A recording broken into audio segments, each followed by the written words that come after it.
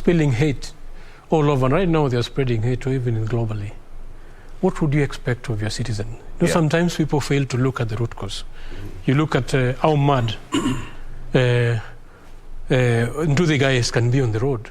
But sometimes we fail to look at what is causing this. And these are the ingredients that, when flamed a little bit, can turn into uncontrollable menace that sometimes we call election violence. Yes. Because we are having very poor and bad leadership. And they are learning from the best who are on top, which, to me, as I mentioned, yes, is a time we need to really rethink who we put up outside there as our leaders or in charge of our governments, because the things they do have the trickle effect goes way down to the citizen. Sure.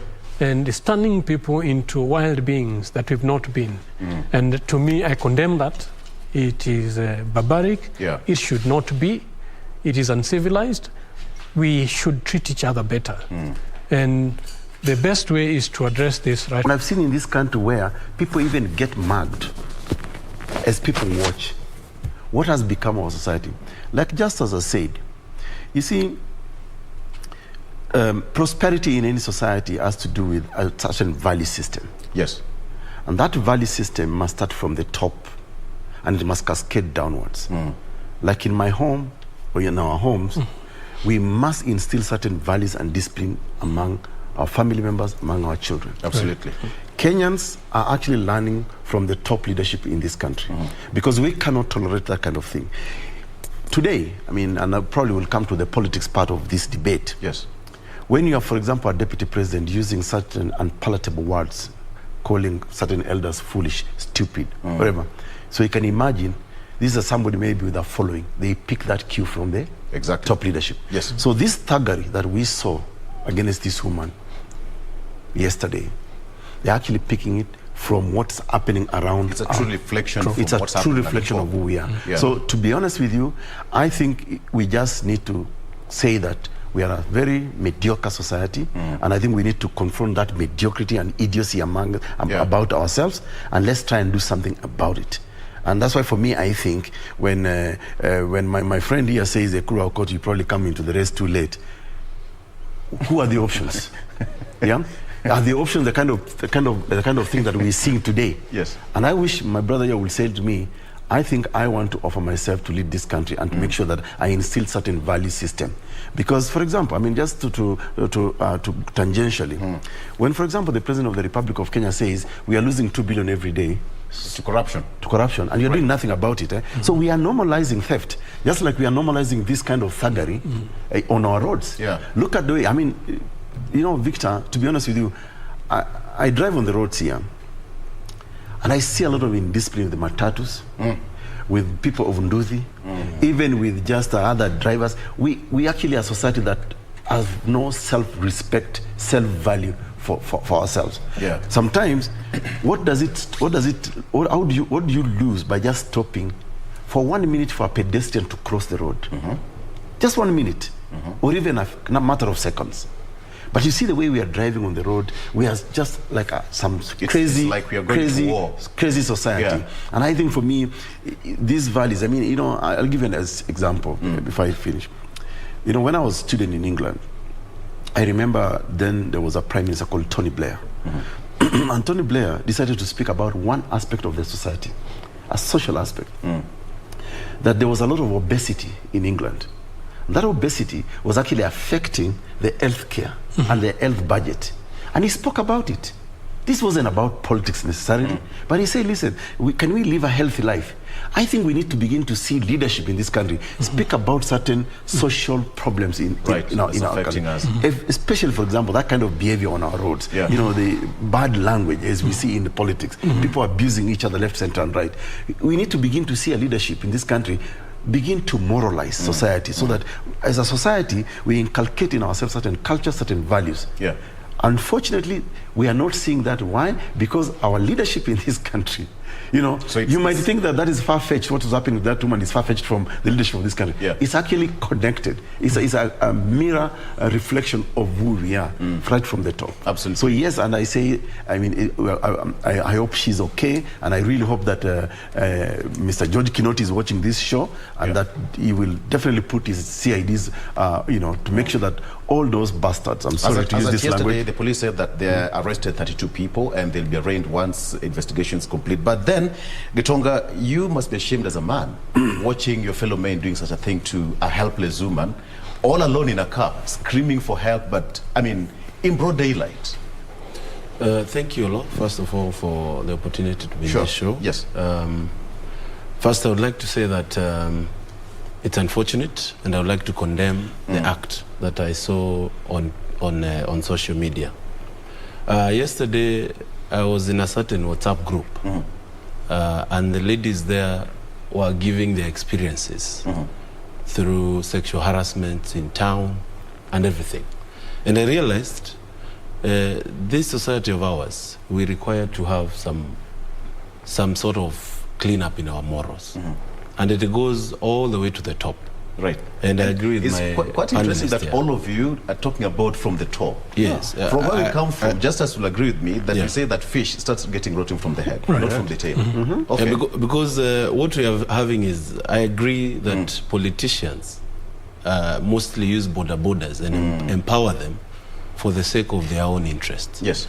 But how about we empower these people economically, and we ensure that they create a livelihood, that they can come out of poverty? Because most of them pull together mostly whenever there is an accident, whenever there is a politician coming, and it is all about handouts, and it's all about them trying to get that opportunity to get something. Right. But I think where we are failing is condemning the whole border sector. That's where we are failing. There is quite a number of people in that sector that are actually very good, that are actually morally upright, and I have many friends in the border sector. I have engaged with the border sector since 2017, and I will tell you a case of Embu. Mostly you will not find such things, because most of them have formed very strong circles that even we support and empower them to ensure that they go somewhere. Yes. But we cannot say that sector doesn't require a little bit of control so that we don't have accidents running all the way to sexual harassment that we saw on social media. On women, I would like to say that, first of all, I would like to say Happy Women's Day to all women. And it is always said that women are actually more than men in this world. And Obama said that you cannot win when half of your team is not given an opportunity to play. So it's a call to our country and our leaders. Let us empower women, protect women, and ensure them, even in this coming election. We don't want the affirmative action coming in and out. Let them get an opportunity to ask for positions and get them rightly and fully in the right time. Because being an International Women's Day, the President actually will be at the Kenya School of Government today to commemorate that day, and we just hope that he's going to talk about it. The police are on that case. They are going to be arraigned once investigation is complete. But then, let's talk about matters politics today. And the Deputy President is in the UK for his tour, but he said, I'm not taking any of the failures of the Jubilee government. Justus, well, he's the second in command.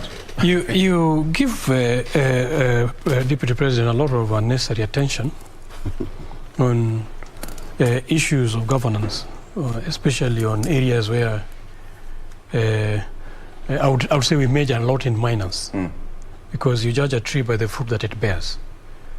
So far, this is a guy who has been in the helm of power, not just for the last about 10 years. Right. But previously, we know what he is capable of. And sometimes it may be unjust or unfair to over-expect from that individual. And sorry, Daktari, they tell you that you're late.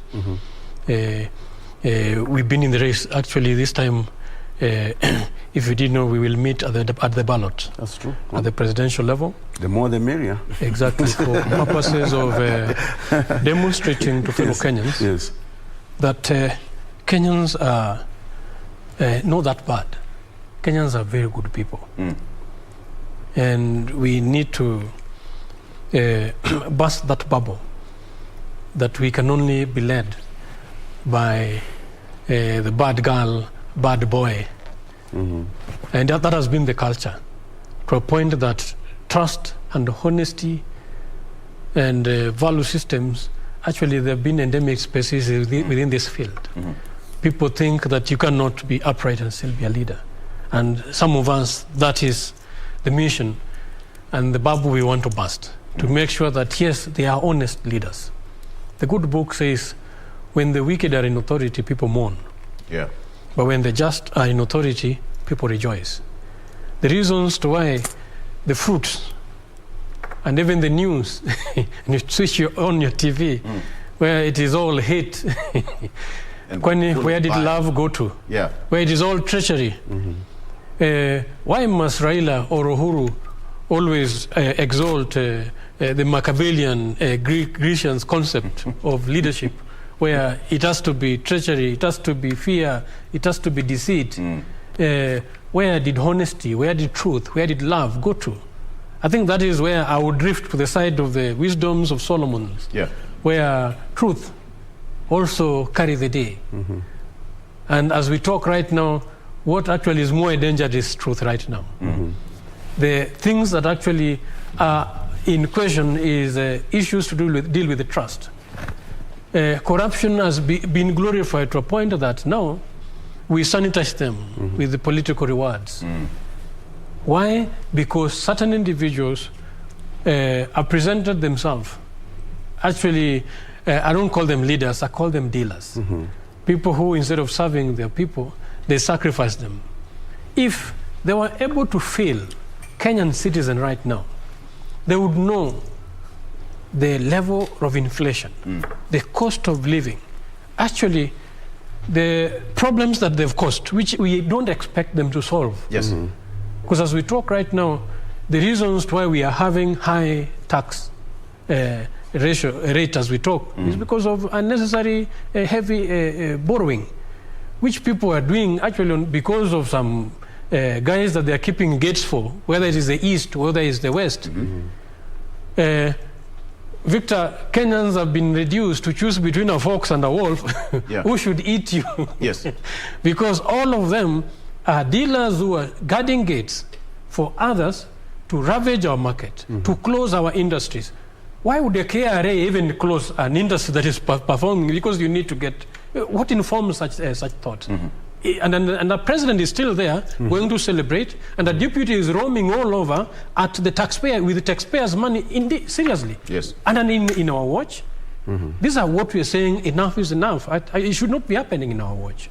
If anything, this actually, I agree with you, these guys, if they had conscience, they would have stepped down like yesterday and said that they're not able. Because this mess and this vicious, the labyrinth that we're being taken around, year in, year out, and right now they are spinning it around again. And then they're calling it two horses or horses. Well, I would rather choose to be an ego, because a horse sometimes can run headlessly without thinking. It stops being a two-horse race because all of your presidential candidates you speak, apart from him, who is a member of the National Assembly, who is vying for Manyatta constituency, but it's no longer a two-horse race. No, actually it's a myth that the media is conceptualized and selling out there at the expense of merit and content and ideas, because the chaotic environment that we're having right now is because of the chaotic ideologies that are being spread. If we could focus on sound ideologies which can propel this country together, and that is my address to the media, because we can't focus on the wrong area and expect solutions. We have individuals with proven track record, with the substance, with the sound mind, with the character, that as we talk right now have stood the test of time and can lead and have been tested. And yet we choose to focus on individuals whose moral values, whose characters are wanting. We know their chaotic lives. And that is what we are spreading all over the country. You speak so well, but you wrote a letter, Daktari, and you said the two gentlemen should resign. Should resign. It's not the first time we are hearing so such. But did the media even carry the letter? Because I pointed out real issues. Let me tell you, okay, let's start from the Deputy President. Right. You see, William Samoei Ruto is the epitome of political dishonesty in Kenya. He epitomizes it. He lives it. He epitomizes political lying and lies in this country.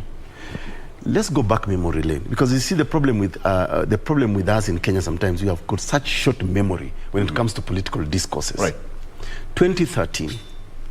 This is the same person, together with his president now, who are almost dressed like twins, dressed in a red tie, white tie, and black trousers, promising Kenyans all manner of things. Oh, Jubilee laptop for each child. Who lies to a child? Who lies to a child? I mean, we're all parents here. Who lies to a child? You know, laptop per child. We'll create 3 million jobs. We'll bring you bundles in wards, in each and every ward in this country. 1,450 wards. We'll bring you bundles so that vijana, you can now begin to do your political lies. Now, you see, the unfortunate thing about our country is that a lot of us have surrendered this country to a tiny minority of individuals who continue to lie to us because of their own personal interest. And one of the things that they have crafted, Victor, is to say that there are no permanent enemies in politics. Do you know what that means? Yeah. It means that when the political, when the politics tilt towards one person, then I can join them. If you look at, for example, the current political formations, whether it's Azimio la Umoja, me I call it Azimio la Ukora, One Kenya, again another lie, Kenya Kwanza, whatever it is, you know, look at all those individuals. So what I'm inviting Kenyans today to look at, analyze Justus, analyze Ekuru, Aukot, what I'm putting on the table. But also, let's analyze William Ruto, let's analyze Raila, let's analyze Mudavadi, and let's say, okay, let's look at the track record of these people. And you know, just as I said something very important, that Kenyans like to sweep under the carpet. We keep on saying that we are one of the most educated countries in sub-Saharan Africa. But it seems to me our education has never benefited us at all. We actually go to schools as just as passengers, but we live without an education. Because education ought to inform our decisions, how we make our lives better. How is it that we cannot begin to interrogate somebody's educational qualification or, you know, or professional experience and say, okay, maybe if this person became our president or our member of parliament, you know, like say Gitonga wants to be a member of parliament, Manyatta, I think let's give Gitonga, because we believe with his education, with his professional training and experience, I think he's likely maybe to pass better laws. He's likely maybe to... As a nation, as we reach there yet, where we interrogate personalities apart from... I think, Victor, that's why we're having this show. Yes. We're having this show so that you can also begin to communicate to the people of Kenya, wait a minute, this nonsense of two-horse race, when the election, when the race has not even been declared by the electoral management body, IEBC. Yes. You know, and again, Victor, this is where we also have problem with you guys in the media. It is you people who use this lingua of a two-horse race. You know, you said that in 2017. But you know what? It was ThirdWay Alliance Kenya, under my leadership at that time, that actually saved this country from another 2007, 2008 post-election violence. Why? Yes. Because, you see, when we nullified the Uhuru's election, and this is what most people do not know, when we nullified Uhuru's election, and by the way, it was ThirdWay Alliance Kenya that actually caused the nullification, not ODM. You're the petitioner. Yes, I was a co-petitioner. I supported Raila Odinga's petition, but we are the only ones who actually produced an audit of the transmission of results that actually enumerated illegalities and irregularities. That audit report was filed with the Supreme Court. Nobody objected to it. But of course, the loudmouth politically went and said they are the ones, we didn't care. Yeah. But going forward, Justice Maraga Emeritus said what? Go and repeat this election afresh under Article 140, Sub-Article 3 of the Constitution of Kenya. Meaning, include all the 8 presidential candidates into the ballot. What did they do? They went and captured IEBC. Okay? For strange reasons, for different reasons. ODM, at that time, I think it was called NASA. Yes. Now it has transformed to something else. Yeah. Knew they would not beat Uhuru on tribal numbers alone. And that was a fact. And I remember sitting down with Raila and told Raila, forget this crap of 10 million strong. You can't beat this guy even on votes alone. Kiambu, 1.2 million voters alone, hata ukiongeza Nyanza yote, ujafikia bado Kiambu. Bado ujaongeza Muranga, Kirinyaga, Nyeri, Nyandarua, Meru, whatever. So on tribal mobilization, there was no way Raila Omolo Odinga was going to beat Uhuru on those numbers. But what do we do? So Raila knew that, but he had no intention to participate in the second election. Uhuru, on the other hand, wanted to participate in this election so that they can shame and embarrass Raila a second time, to prove a point. Guess what? Who saved the country? Again, it was ThirdWay Alliance Kenya that went to court before Justice John Mativo. And we said, no, the Constitution of Kenya is being violated here because IEBC has only gazetted 2 individuals as opposed to all the 8 candidates. All the 8. So all the 6 actually did not participate in the repeat election. No, well, they were handed into the ballot whether they campaigned or not. But I personally participated. But I'm telling you this, and to Justus' point, I think we are failing to interrogate people's motives into politics. If you look at all these coalitions today, it's about personal interest.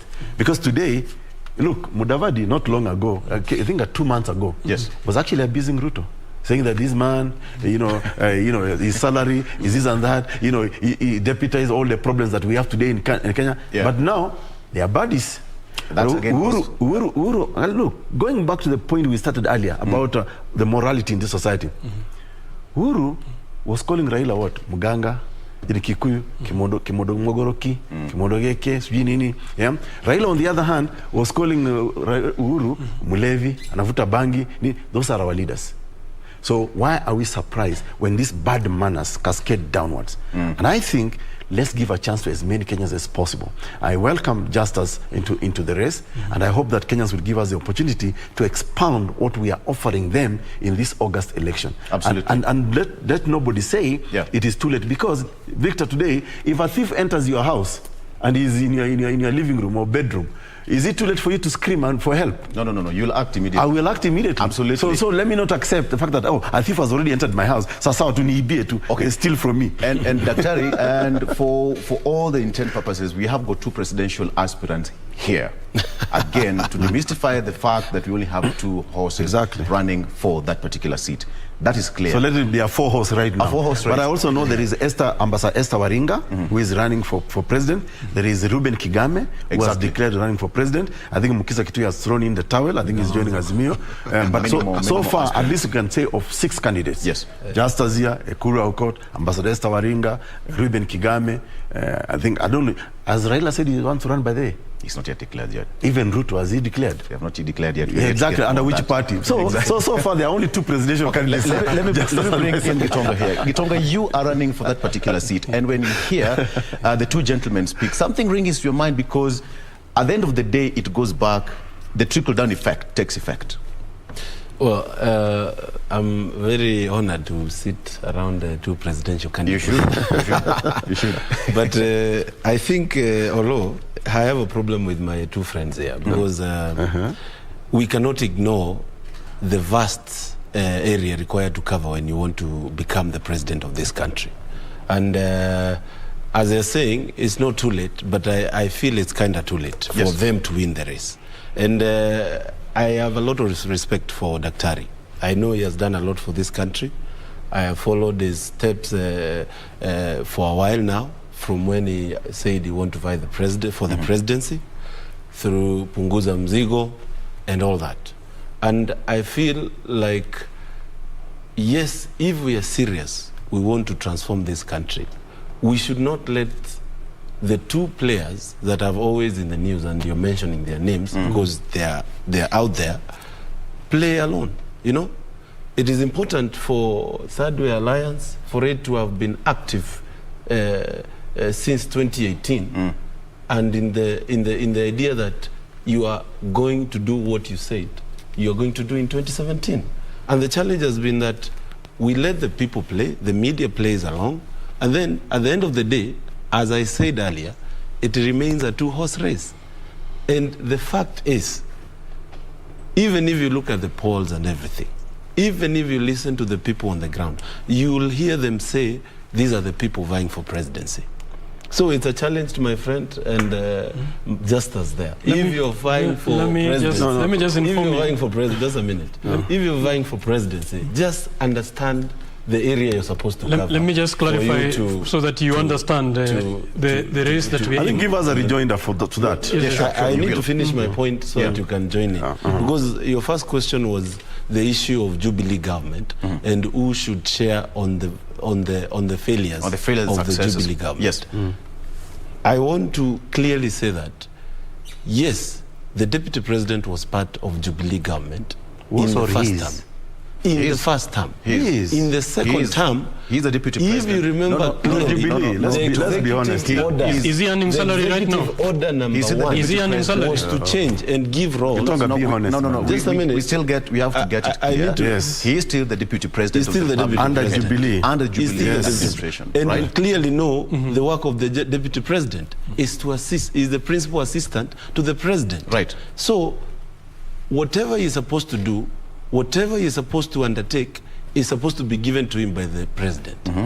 And the fact is, there has been a change from 2018 going forward on the way the government of Jubilee has run.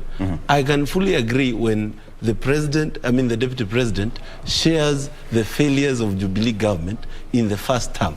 That is including whatever Ekuru Aukot here is saying on the laptop project. I agree. My brother, Gitonga. But the fact is, since 2018 going forward, there has been a change on how this government ran, and executive order number 1 was to remove a lot of issues that the deputy president was handling and were given to Matiang'i. Victor, any point of proof? Victor, quick one, Victor. Dr. Because that's an allegation that has been flying all over. It's not an allegation. It's spoken by the deputy president himself. We were all glued to the TV watching that. Victor. Okay. Victor. Yes, Dr. Victor. One of the saddest things about our country is when I hear young people like Gitonga play to the political lies they've been fed with. And let me tell you, Gitonga, if you're not going to change and think outside the box the way you're thinking, this country will never change. It will sink with you young people. Listen, we all know how politics is being made in this country. William Ruto and Uhuru Kenyatta came together. Yes. Uhuru Kenyatta knew, I want to win, but I want somebody else who can bring me a constituency. And in that constituency, there's always agreement. This is the real politics, my friend. So stop being lied to. Thank you. I know you probably want a ticket with UDA or, Kenya Kwanza. It's okay. It's perfectly, you are right. Which we can still give you. Yeah, we can still give you a direct ticket. But to clarify further. Let me finish, Justus. You see, Gitonga, let's not lie to each other here. And let's not lie to Kenyans, because see, when you come to a show like this, and KBC is well broadcasted, let's speak to Kenyans and let's prick their conscience. The truth for the matter is, when these people meet together, they say, okay, what are you bringing on the table? What am I bringing on the table? So let's not exonerate Deputy President William Ruto. We know that he was given a certain portion of cabinet positions for which he actually has not resigned from. Which he has not. And let me tell you, yes, come on. We all know that some of the appointments from, say, Rift Valley and from his party, URP, Goja, Gitonga, do you want to say that? Do you want to listen? Do you want to listen? Okay. Do you want to listen? Do you want to listen? But I'll also tell you one thing. I mean, I know you're blocking your mind from that. Okay. URP and TNA came together. Each one of them agreed on certain cabinet positions. Right. They actually went half-half. Half-half. That's a fact. So don't deny that. Secondly, let me educate you on the Constitution of Kenya, because I was in the team that wrote this country's constitution. One of the geniuses of Kenya's constitution, Victor, was a chapter called Leadership and Integrity. Chapter 6. Chapter 6. Can we take, now, if we disagree... Can we take a break? We can, but just in a minute. Okay. If we disagree with somebody, integrity calls on you, for example, to resign. Exactly. You cannot say, I'm hanging around, but still throwing stones at the same person, same government that you formed. That is lack of integrity. My director is on my ears. Okay. Let's just take a break. I'll come back to you, Dr. Yeah. We just started on the aspect of Chapter 6. Yes. But is it being followed? Something that we need to interrogate. We'll be right back after this. That's